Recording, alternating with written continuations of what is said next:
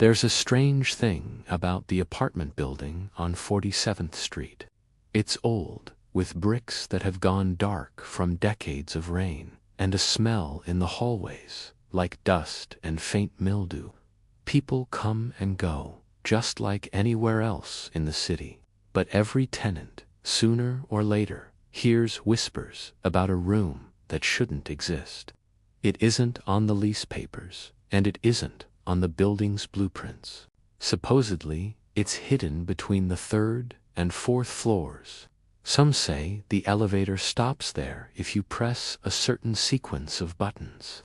Others claim it only appears when the building wants you to find it. I never believed those stories until the night my neighbor, Mrs. Callie, disappeared. She was an elderly woman who lived across the hall from me, always wore the same threadbare cardigan, always fed the pigeons in the courtyard. One evening, I heard her screaming from the hallway. When I ran out, the sound was coming from the elevator shaft. The doors were open, but the elevator wasn't there, just darkness. And then I heard her voice again, softer, fading into the black. "Help me, in the room. It's here." The police searched the building for 2 days. They found nothing. But late on the 2nd night, I woke to the sound of the elevator dinging outside my door. I live on the 5th floor. It shouldn't have stopped there unless someone called it. When I opened my door, the elevator stood waiting. Doors open, empty. Inside, one of the buttons was glowing, a blank metal plate where no number was engraved. Against every instinct, I stepped inside and pressed it. The elevator shuddered, then moved, but not up or down in the way I knew.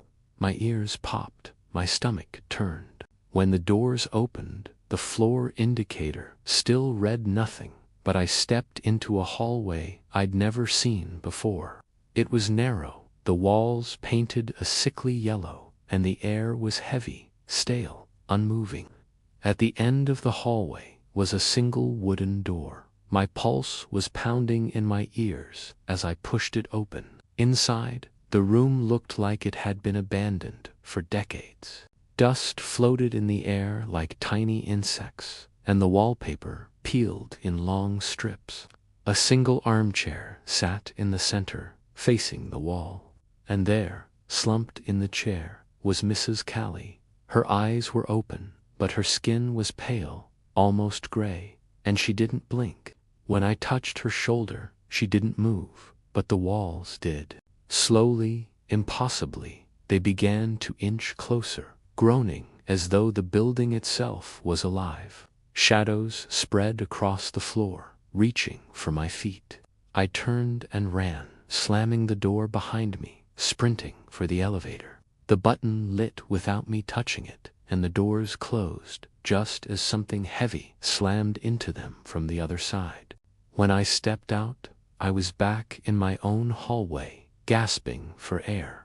I tried to tell the building manager, but he just stared at me blankly and said, "There is no room there. I've thought about going back, about pressing that button again, but I can't. Sometimes at night, though, I hear the elevator ding and the doors open by themselves, and I swear I can hear Mrs. Callie breathing in the dark."